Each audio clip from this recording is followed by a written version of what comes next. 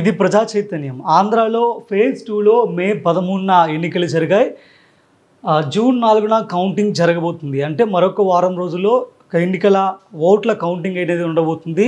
ఈ కౌంటింగ్ తర్వాత ఎవరు అధికారంలోకి రాబోతున్నారో విషయం కూడా అందరికీ క్లియర్‌గా తెలిసిపోతుంది.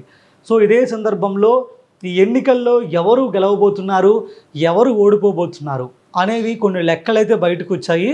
ఆ లెక్కల గురించి ఈరోజు మనం మాట్లాడుకుందాం. ఆ లెక్కల ఆధారంగా ఏ పార్టీ అధికారంలోకి వస్తుంది, ఏ పార్టీ గెలవడానికి ఛాన్సెస్ ఉన్నాయి, ఇంతకీ ఆ లెక్కల్లో ఏముందో ఇప్పుడు తెలుసుకునే ప్రయత్నం చేద్దాం మనం. ఇంకో విషయం, ఈ ఎన్నికలకు సంబంధించి రూరల్, అర్బన్ అనే పదాలు చాలా తరచుగా వింటూ ఉన్నాం.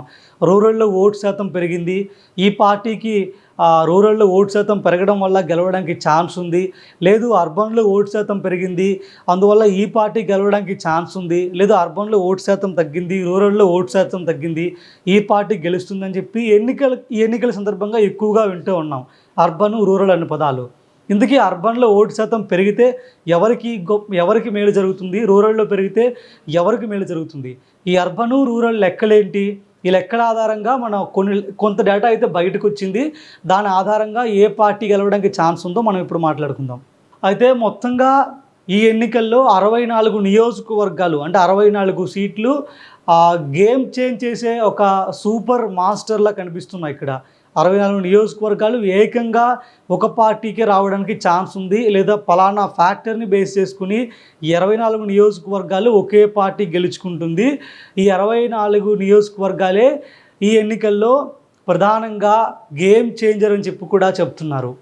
అయితే 64 నియోజకవర్గాలు ఏ నియోజకవర్గాలు అనే దానిపైన పూర్తిగా క్లారిటీ లేదు. అక్కడ ఏ ఫ్యాక్టర్ ఆధారంగా గెలుస్తాయనేది మాత్రమే మనకి ఈ డేటా షీట్లో కనిపిస్తూ ఉంది. రూరల్, అర్బన్ అనేవి బేస్ చేసుకుని ఈ డేటా అనేది మనకి ఇక్కడ ఇచ్చారు. దీని ఆధారంగా ఏ పార్టీ ఎన్నికల్లో గెలుస్తుందో మనం అంచనా వేయడానికి చాలా అవకాశాలు అయితే మనకి క్లియర్గా కనిపిస్తున్నాయి. మొదటగా 2014, 2019, 2024 ఎన్నికలకు సంబంధించి మొత్తం ఓట్లెన్ని, ఈ 15 ఏళ్లలో మొత్తం ఆ ఎన్నికల ముందు మొత్తం ఓట్లెన్ని, ఎన్ని ఓట్లు పోల్ జరిగాయి, వాటి పర్సంటేజ్ ఎంత, పోలింగ్ పర్సంటేజ్లో ఏమైనా మార్పు ఉందా, ఉంటే ఎంత శాతం, ఎంత మేరకు, ఈ డీటెయిల్స్ ఇందులో ఉన్నాయి, మనం చూద్దాం. 2014 ఎన్నికల్లో మొత్తం ఓట్ల సంఖ్య 3,67 మొత్తం ఓట్ల సంఖ్య. అయితే అందులో పోల్ అయినవి 2,87 ఓట్లు పోల్ జరిగాయి. వాటి పర్సంటేజ్ ఎలా ఉంది అంటే 78.41% ఉంది 2014 ఎన్నికల్లో. 2019 ఎన్నికల్లో 3,94,00,000 ఓట్లు ఉన్నాయి ఏపీలో. 3.16 కోట్ల ఓట్లు అనేవి పోల్ జరిగాయి. ఇంతమంది ఓటింగ్ ప్రక్రియలో పాల్గొన్నారు. మొత్తం ఓటింగ్ పర్సంటేజ్ అనేది 79.77% అనేది మనం అర్థం చేసుకోవచ్చు. సో పోలింగ్లో పెరుగుదల మనకు కనిపించింది. 1.36% పెరుగుదల 2014-19 ఎన్నికలకు మధ్య ఉంది. అంటే 2014 ఎన్నికల కంటే 1.36% పెరుగుదల పోలింగ్ ప్రక్రియలో కనిపించింది. ఇది చాలా మంచి విషయం. పోలింగ్ ప్రక్రియ పెరగడం వల్ల ఎన్నికల్లో ఎక్కువ మంది ఓట్ చేయడానికి వచ్చారని చెప్పి అనుకోవచ్చు. 2024 ఒకసారి తీసుకుందాం. ఈ ఎన్నికలకు సంబంధించి 4.13 కోట్ల మంది ఓటు హక్కును కలిగి ఉన్నారు. మొత్తం ఓట్ల సంఖ్య 3.33 కోట్ల మంది ఎన్నికల ప్రక్రియలో పాల్గొన్నారు లేదా ఓటు హక్కును వినియోగించుకున్నారు. మొత్తం రికార్డ్ అయిన పోలింగ్ శాతం 81.86%. ఆంధ్రప్రదేశ్లో గడిచిన ఏ ఎన్నికల్లో లేని పోలింగ్ ఈ ఎన్నికల్లో రికార్డ్ అయ్యింది. 81.86%, దాదాపు 82% పోలింగ్ నమోదయ్యిందని కూడా చెప్పుకోవచ్చు. మరి పోలింగ్లో పెరుగుదల ఉందా అంటే 2019 ఎన్నికల కంటే 2024 ఎన్నికలకి సంబంధించి 2% పోలింగ్ అనేది పెరిగింది. 2.09% పోలింగ్ పెరిగింది. సో పోలింగ్ పెరగడం చాలా మంచి శుభ పరిణామం. పోలింగ్ పెరగడం చూసాం. ఆంధ్రప్రదేశ్లో 2% పోలింగ్ పెరిగింది 2019 ఎన్నికలతో పోల్చుకుంటే. ఈ పోలింగ్ పెరగడం పైన కూడా చాలా చర్చ కొనసాగింది. పోలింగ్ పెరగడం అనేది ముందు ప్రజెంట్ ఉన్న గవర్నమెంట్కి వ్యతిరేకత రావడం వల్ల పోలింగ్ పెరుగుతుంది అని చెప్పి తెలుగుదేశం పార్టీ అంటే, లేదు ప్రభుత్వ పరిపాలన నచ్చే చాలామంది ఎన్నికల ప్రక్రియలో పాల్గొన్నారు, అందువల్లే పోలింగ్ ప్రక్రియ పెరిగింది, మళ్ళీ వైసీపీ గెలుస్తుంది అని చెప్పేసి వైసీపీ వాళ్ళు అంటున్నారు. సరే, వాళ్ళ వాదనలు పక్కన పెడితే పోలింగ్ ప్రక్రియ పెరగడం అనేది ఏ పార్టీ గెలుపుకు సంకేతం? పోలింగ్ ప్రక్రియ అసలు ఎలాంటి ఏరియాల్లో ఎక్కువ మంది పాల్గొనడం వల్ల పెరిగింది? రూరల్లో ఎక్కువ మంది పాల్గొనడం వల్ల పోలింగ్ శాతం పెరిగిందా? అర్బన్లో పాల్గొనడం వల్ల పెరిగిందా? అసలు అర్బన్లో ఎక్కువ మంది పాల్గొన్నారా, రూరల్లో ఎక్కువ మంది పాల్గొన్నారా? అందులో పాల్గొనే వాళ్ళు మహిళలు ఎక్కువ మంది ఉన్నారా, లేదంటే జెంట్స్ ఎక్కువ మంది ఉన్నారా? ఒకవేళ మహిళలు పాల్గొంటే వారు ఏ పార్టీకి ఓటేసే ఛాన్స్ ఉంది, జెంట్స్ పాల్గొంటే ఏ పార్టీకి ఓటేసే ఛాన్స్ ఉంది? మొత్తానికి పెరుగుదల వల్ల ఏ పార్టీకి విజయం రాబోతుంది, లేదా ఏ పార్టీ ఓడిపోబోతుంది? నిజంగా ప్రభుత్వ వ్యతిరేకత ఉండడం వల్లే ఓటింగ్ శాతం పెరిగిందా, లేదంటే ప్రభుత్వ పరిపాలన నచ్చి ఓటింగ్ శాతం పెరిగిందా అనే విషయాలు మనకి ఇప్పుడు ఇందులో ఉన్నాయి, డేటా ఉంది. ఆ డేటా గురించి మనం మాట్లాడుకుంటే ఓటింగ్ శాతం పెరగడం వల్ల ఏ పార్టీకి గెలవడానికి ఛాన్స్ ఉంది, ఎవరి వల్ల అసలు లేడీస్ వల్ల పెరిగిందో, జెంట్స్ వల్ల పెరిగిందో, ఏ ప్రాంతాల్లో పెరిగింది, ఆ డీటెయిల్స్ అన్నీ కూడా మనం మాట్లాడుకుందాం.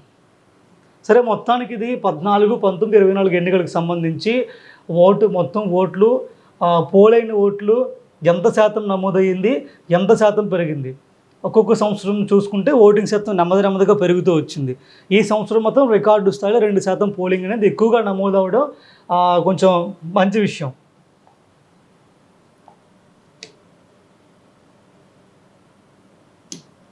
రూరల్ ఓటింగ్ చూద్దాం ఇప్పుడు. రూరల్ ఓటింగ్ సంబంధించి మనం ముందుగా మాట్లాడుకున్నాం కదా, ఓటింగ్ శాతం పెరిగింది అంటే ఈ ఎన్నికల్లో రూరల్, అర్బన్ అనేవి చాలా బాగా తరచుగా వినిపిస్తున్న పేర్లు. కాబట్టి రూరల్లో ఓటింగ్ శాతం ఎలా ఉంది, అర్బన్లో ఓటింగ్ శాతం ఎలా ఉందో మాట్లాడుకుందాం. రూరల్ రాష్ట్రంలో 175 నియోజకవర్గాల్లో రూరల్ నియోజకవర్గాలు 124గా తీసుకున్నారు వీళ్ళు. రూరల్ ప్రాంతాలను నియోజకవర్గాలు 124 నియోజకవర్గాలు. అందులో పెరిగినవి 124 నియోజకవర్గాల్లో ఓటింగ్ శాతం పెరిగిన నియోజకవర్గాల గురించి మనం మాట్లాడదాం. 2% నుంచి 7.53% పోలింగ్ పెరిగిన నియోజకవర్గాలు 64 ఉన్నాయి. 2019 ఎన్నికలతో పోల్చుకుంటే 2024 ఎన్నికల్లో 2% నుంచి 7.53% ఓటింగ్ శాతం పెరిగిన నియోజకవర్గాలు రూరల్లో 64 ఉన్నాయి. 1% నుంచి 1.99% పెరిగిన నియోజకవర్గాలు 34 నియోజకవర్గాలు ఉన్నాయి ఈ రూరల్ నియోజకవర్గాల్లో, రూరల్ ప్రాంతాల నియోజకవర్గాల్లో. అదేవిధంగా 0 నుంచి 1% ఓటింగ్ పెరిగిన నియోజకవర్గాలు 26 ఉన్నాయి. అంటే మొత్తం రూరల్ నియోజకవర్గాలు 124గా వీళ్ళు తీసుకున్నట్లయితే అందులో 64 నియోజకవర్గాల్లో 2% నుంచి 7.53% ఓటింగ్ ఈసారి పెరిగింది. ఈ 64 నియోజకవర్గాలే గేమ్ చేంజర్ కాబోతున్నాయి. ఈ 64 నియోజకవర్గాలు గంపగుత్తగా ఒకే పార్టీ గెలుచుకోబోతుంది. రూరల్ ప్రాంతాల్లో 24 నియోజకవర్గాల్లో ఓటింగ్ శాతం భారీగా పెరిగింది. అందువల్లే ఆ పార్టీ గెలవబోతుంది. ఆ పార్టీకి కూడా ప్లస్ పాయింట్ 24 నియోజకవర్గాలే. అసలు ఆ పార్టీ అక్కడ ఎందుకు గెలుస్తుంది, 64 నియోజకవర్గాలు గంపగుత్తగా ఆ పార్టీకి ఎందుకు వెళ్తాయి, ఈ 64 రూరల్ నియోజకవర్గాల్లో అసలు ఓట్ చేసింది ఎవరు, మహిళలా, పురుషులా, ఒకవేళ వాళ్ళు ఓట్ చేస్తే ఎందుకు ఓట్ చేశారు అనే విషయాలు కూడా మనం తర్వాత మాట్లాడుకుందాం.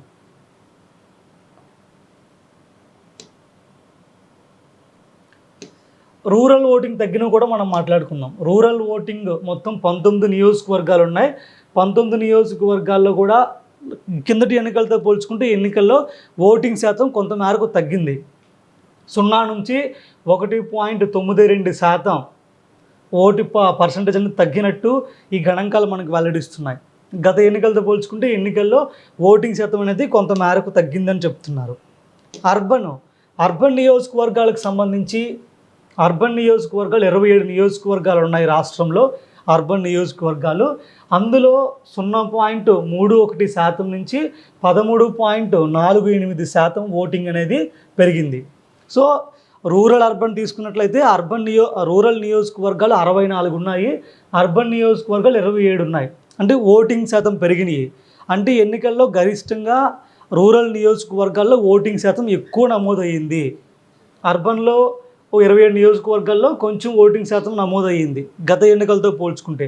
అవి 27 ఎంత శాతం ఎక్కువ పోలింగ్ పర్సంటేజ్ నమోదయ్యిందని చెప్పి వీళ్ళు చెప్తున్నారు.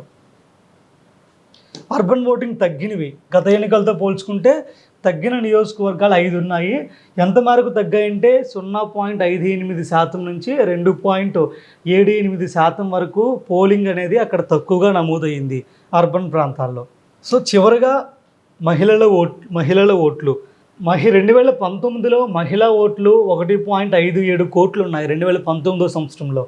2024 సంవత్సరంలో 1.69 కోట్లు, అంటే 79.56% 2019 ఎన్నికల్లో మహిళల ఓటింగ్ అనేది ఉన్నట్లయితే 2024 ఎన్నికలకు వచ్చేసరికి కేవలం మహిళా ఓటర్ల శాతమే 80.30% ఉందన్నమాట. అంటే మొత్తంగా 0.73% అనేది 2019కి 2024కి మధ్య మహిళల ఓటింగ్ పర్సంటేజ్ అనేది పెరిగింది. సో మొత్తం ఏపీ వ్యాప్తంగా 16 లక్షల ఓట్లు పెరిగాయి అన్నమాట. ఏపీ వ్యాప్తంగా 2019 ఎన్నికలకి 2024 ఎన్నికలకి మొత్తం 16 లక్షల ఓట్లు అనేది పెరుగుదల కనిపించింది. ఈ 16 లక్షల ఓట్లలో 13 లక్షల ఓట్లు మహిళలే ఉన్నారంట. 16 లక్షల్లో 13 లక్షలు అచ్చంగా మహిళా ఓటర్లే ఉన్నారు. సో ఈ 13 లక్షల మహిళా ఓటర్లే 64 నియోజకవర్గాల్లో పెరిగారు. ఆ 64 నియోజకవర్గాల్లో ఆ రూరల్ 64 నియోజకవర్గాల్లో పెరిగిన ఓటింగ్ పర్సంటేజ్కి ప్రధాన కారణం ఈ 13 లక్షల మంది మహిళలే అని చెప్పి ఈ డేటా మనకు చెబుతుంది. సో 64 నియోజకవర్గాలే ఈసారి గేమ్ చేంజర్ కాబోతున్నాయి.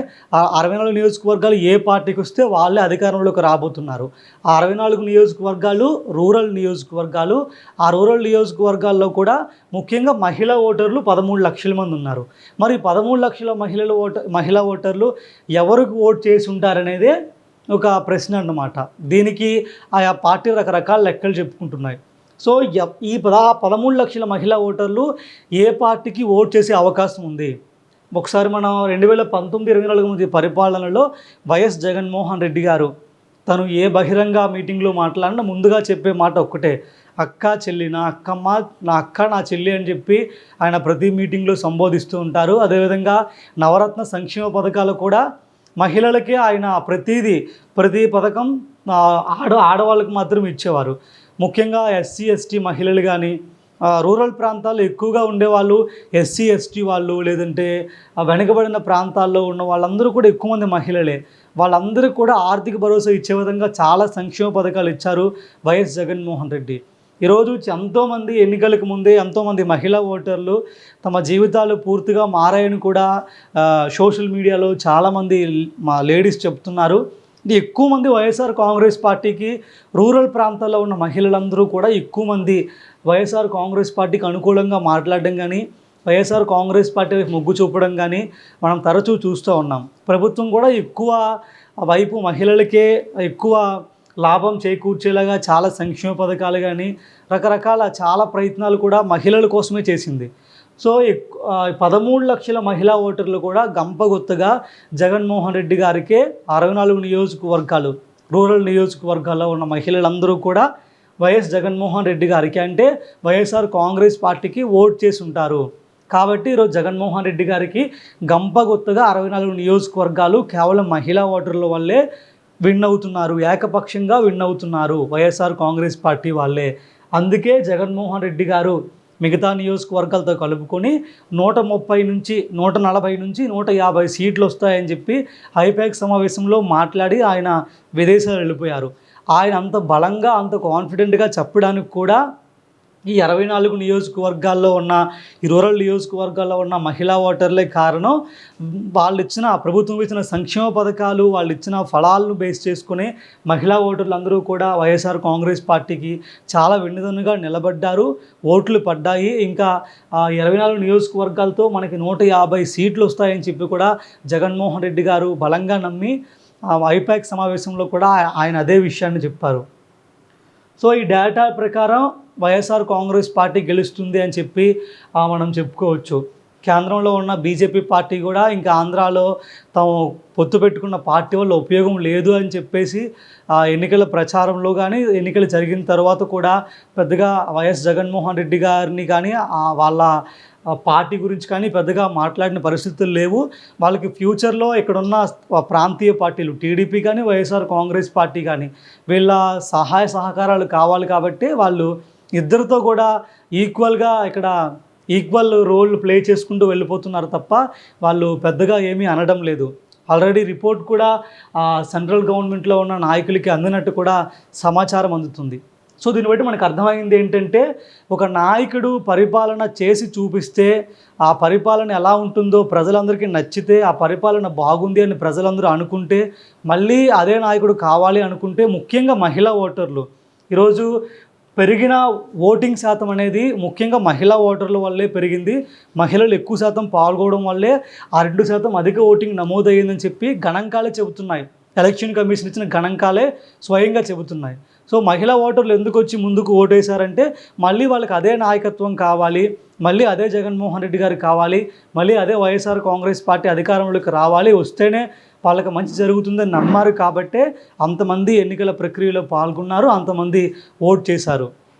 సో ఇది విషయం. ఈ లెక్కల ఆధారంగా మరోసారి వైఎస్ఆర్ కాంగ్రెస్ పార్టీ గెలుస్తుంది అని చెప్పి మనం చాలా బలంగా నమ్మొచ్చు. Thank you.